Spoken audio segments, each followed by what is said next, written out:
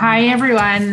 Today we are talking with Jessie and Sara, who are the Director of Operations and Clinical Director at Family Beginnings. And they do consulting and parent coaching and IEP support, which is a few of the things we're going to talk about today. So hi, guys. Welcome. Hello. Hi. Thanks for having us. We are so happy to have you. Can you start by telling us, introduce yourselves, tell us a little bit about you guys and what you do?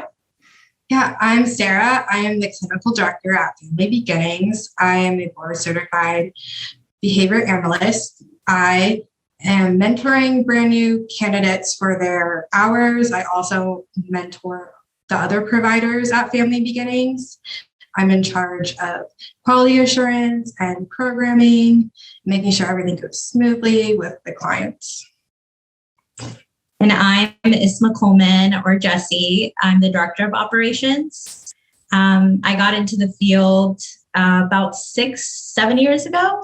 Kind of just stumbled into the field. I started off as an early intervention teacher, did some art therapy, and then just landed a job as an RBT and fell in love with the field. And I'm here now. During my experience while I was working as an RBT, I kind of just landed a job as OBM and didn't really realize that was what I was doing, and fell in love with that side of things as well. And so from there, just, specialized in OBM and parent coaching and just really bridging the gap between the school system, attending IEPs and serving as an advocate for parents. That's really where my passion is. Well, welcome, you guys. I absolutely love OBM, Organizational Behavior Management, for those people who don't know. I love it too. I was in grad school and excelled. That was like my favorite class ever. Mm-hmm. And I stuck with kids with autism. But, in my next life, I think I'm coming back and doing more stuff with the organizational behavior management piece of it for sure. Yeah. So you do ABA both on the agency that you work for in terms of the organization and structure, and you also practice as a BCBA? So I do. I don't have my own caseload. I'm definitely, my hands are full with my role as the director, but I do support with parent trainings. And then I will attend IEP meetings, especially if the providers need more support or the parents need more support. So that's something that I do still get to do on the side as consulting. Awesome. Tell us a little bit more about Family Beginnings. We are a fairly small practice, I would say. We're located in Northern Virginia. Our clinic is based out of Manassas, Virginia. Currently, we're servicing the surrounding counties, Prince William, Fairfax, Loudoun. It's just, serving one-on-one families one-on-one. We're also providing a lot of consulting for parents. And really, our supervision is something that, for candidates, is something that we're really passionate about. So we actually launched a program called Pathways to Team B about 1.5 years ago. So it's for individuals that don't have experience necessarily, or just coming out of college, or even just still in college. They're interested in the psych world or special education. So we really take them on board and provide the RBT training, as well as hands-on training, and help them, become RBTs. And then another level of, that program would be more so individuals that are candidates that are getting their BCBA or BCABA. So really, that's something that Sara specializes in, but supporting candidates getting their supervision. That's so amazing, because sometimes, as ABA professionals, we get into this field, not as a professional, but just as stumbling upon ABA. Like you said, like I basically did, Shira did, Sara, it sounds like you may have as well. And where do you go for support, right? Or if you've, heard of this ABA thing, but you're only reading about it in textbooks, it's really awesome that they're able to, actually get hands-on experience, not only, by talking to you guys, but also to be, at your center and actually seeing and doing the hands-on work that's involved with that. Mm-hmm. Yes, definitely. We're really big on mentoring our BTs and having them become registered behavior technicians. We're also really supportive in the sense of them expanding, going into school. A lot of our BTs have turned into BCBA candidates. And there's so many that I'm mentoring and supporting, and I love it because, at one point, all of us were there learning and just trying to be there for them. This is a field that needs to be expanded, and we need more BCBAs, and this is how I'm able to support that, especially in both the community where we kind of grew up in, giving back to them. Absolutely. And that's the part, Shira and I started How To ABA really because of that as well. We looked at, what do we like to do? And, we like to work with families, we like to work with kids, but the real part that we love is that mentorship piece and, being able to, mentor, ABA professionals, newly minted BCBAs, people who are wanting to get into the field, and then, ultimately give back, right? And, the more people you can mentor, the more who are out there and standing independently, being able to help a wide variety of people. So if you were mentoring someone either as an RBT or BCBA, what would you consider like a success? Like if my mentee can do this, then they will be successful either as like an RBT or a BCBA. Like what is it that you find you focus on, the skills that people really need to be successful?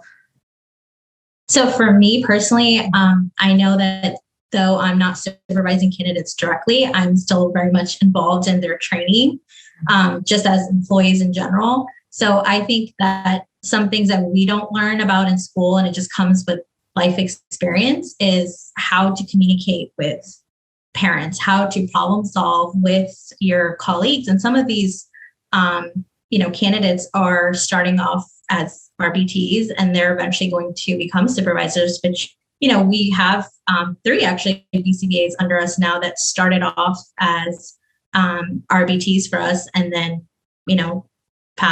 went through school and became BCBAs. So they're now supervisors for their colleagues. So really that transition can be hard. And there's a lot of ethics involved in it and just learning how to not only be a supervisor and tell someone like, hey, this is how you're supposed to do your job, but really be a mentor for them. So it's like a chain, we're mentoring them, they're supposed to be mentoring other people eventually. So really just, problem solving through those issues.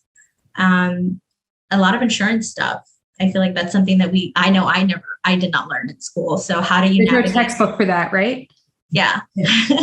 How do you navigate insurance challenges, billing? And so that's stuff where I know that I really like to focus on and make sure that they're getting that training.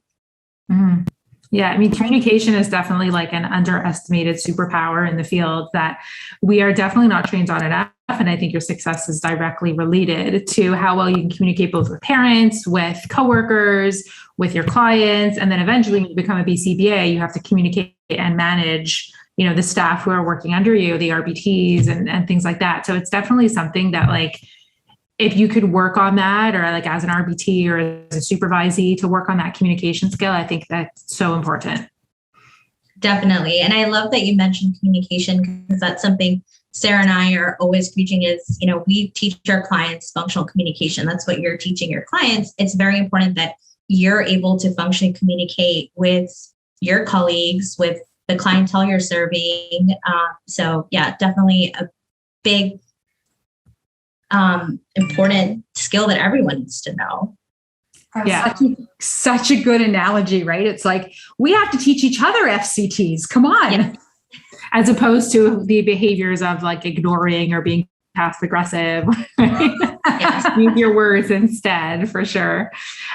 You had mentioned that you do a lot of like IEP support and stuff in the school system. What need did you notice that like needed to be filled when you said, they need more support, or this is an area that we want to get involved in?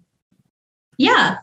So for me personally, I think just over time attending IEP meetings, I pretty early on in my career was able to have the opportunity to attend IEP meetings with my clients, with my, BCBA supervisors. And I also started off in the school system too. So I think I quickly learned that there was a big gap that needed to be, bridged between the ABA world and the school systems. I don't think it's like that everywhere in the world, but definitely where we're located in Northern Virginia, most of the surrounding counties, the school districts do not allow private ABA or ABA in general in the school systems, which, if you think about it, is not only a disservice to your clients, but the teachers as well. Really, the goal is to work as a team. And I think that sometimes it doesn't feel like that. So that's really where I became really passionate about it. And my background was not special education. I'm a psychology major. So I never went to school and learned about the different rights and regulations for IEPs. And so that's something that I had to really seek elsewhere.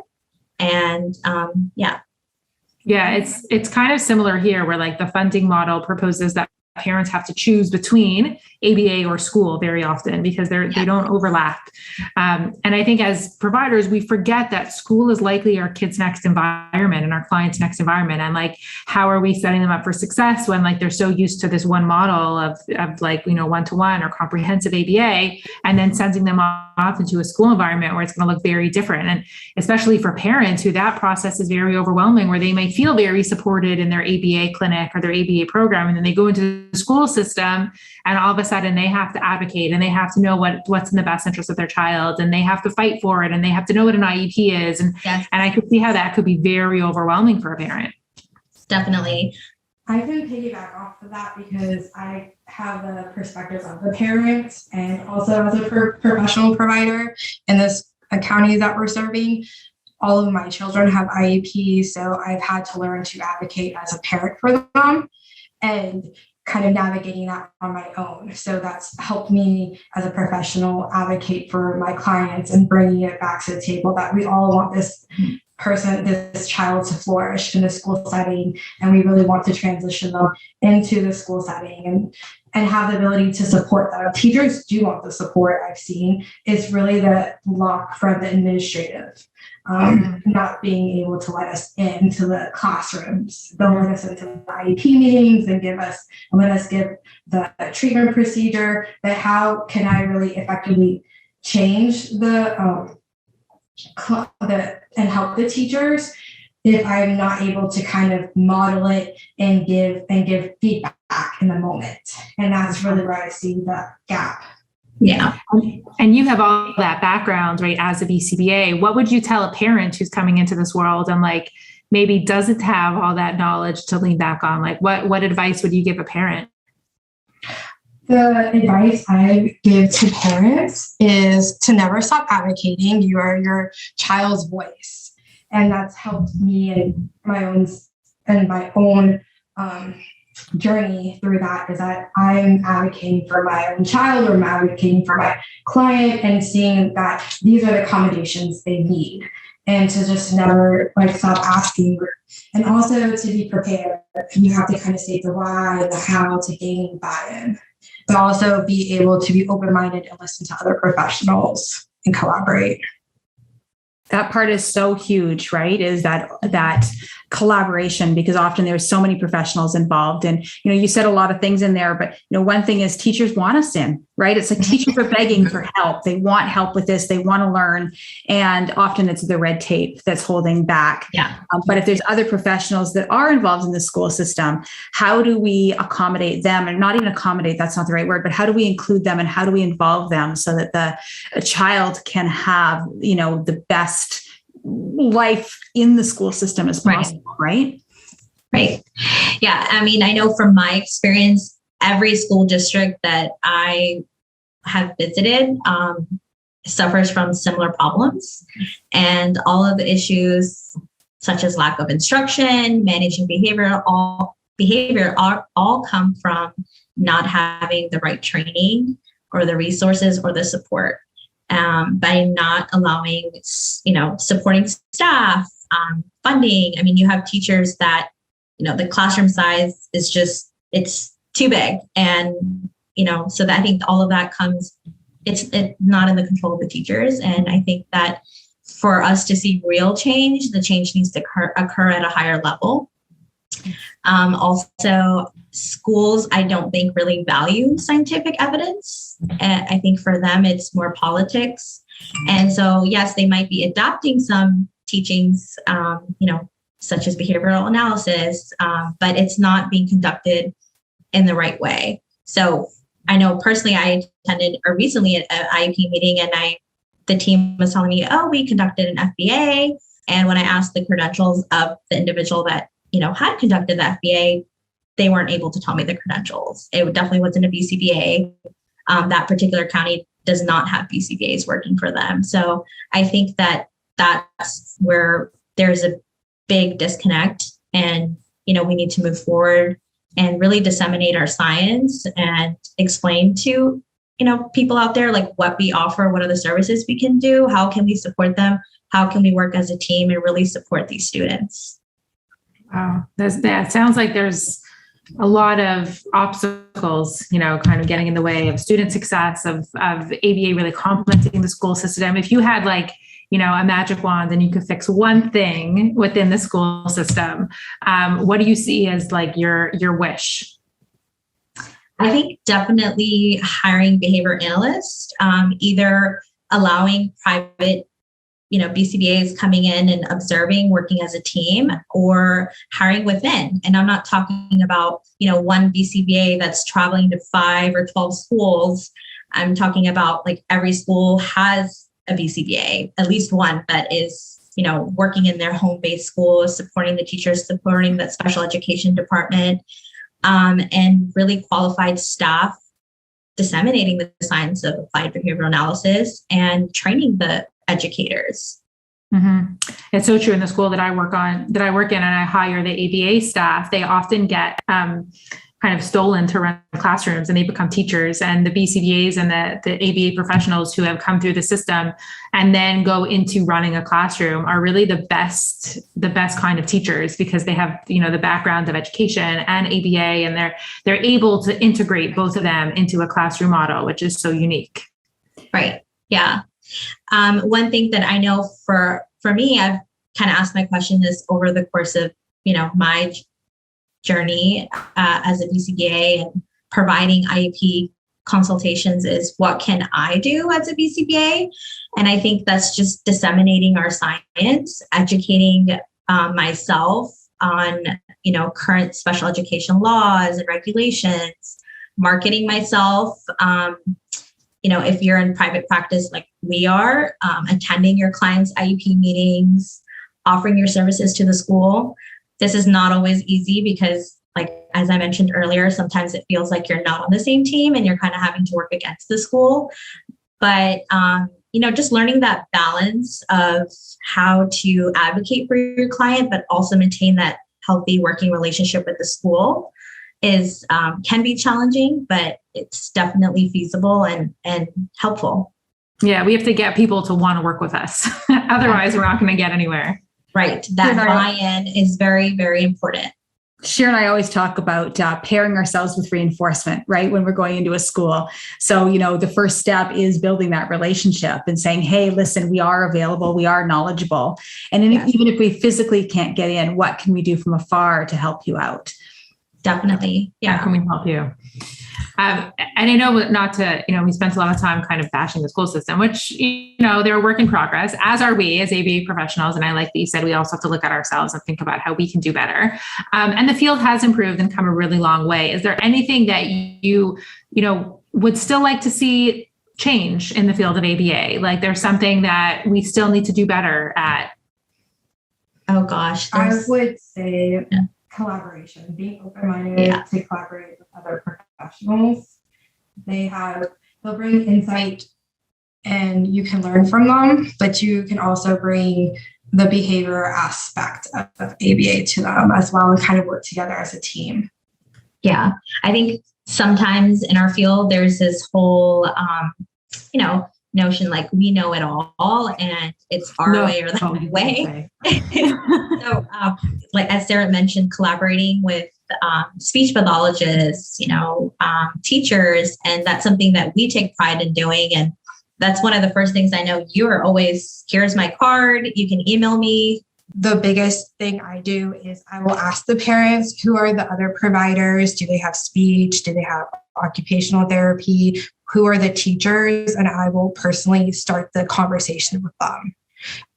That's the biggest part in the sense of collaborating, because I want to know what's going on when they're having those services. We also collaborate with social workers. We've had a social worker candidate helping us with getting parent resources. A lot of parents want group therapy or group support. So we're really trying to support the parents and the family in addition to getting those resources as well. So what we can do is making sure that everyone's on the same boat by collaborating. Such a good point. We get like sometimes so used to being like a Swiss Army knife because we're like the only person involved in their language and their toilet training and their life skills and their eating. And like, we forget that there's other people who specialize in these things and we don't have to have all the answers. And by collaborating and reaching out, we're helping everybody. Definitely. So the other, one last question is our audience is mostly newly minted BCBAs or people who are just getting into the ABA field or even people who have been here for a while. And we like to leave them with like the best advice that you would give to someone as, having been in the field for a little while. What advice would you give someone just entering the field? I have a lot of advice to give. The first advice I would say is learn to regulate yourself and stay calm at the moment. Take moments, take breaks when you need it. Staying professional is most important. Learning communication skills. You are going to have to get buy-in from people. You're going to have hard conversations with your staff and with parents, and especially if you want behavior to change because they have to change. Being flexible. Life happens, and as a BCBA, you might have an entire schedule planned out, but if your clients need you or your parents need you or your techs need you, you got to be flexible and change what comes first in that day. Being open-minded and knowing that learning doesn't just stop because you passed the test. You'll just have to keep learning. That's why you have CUs, and that's how we're going to change the field to being better. Wow. Much easier said than done. I think all of those are probably a lifelong endeavor of constantly realizing that we don't have all the answers and we can always do better and continue to learn. Yeah, definitely.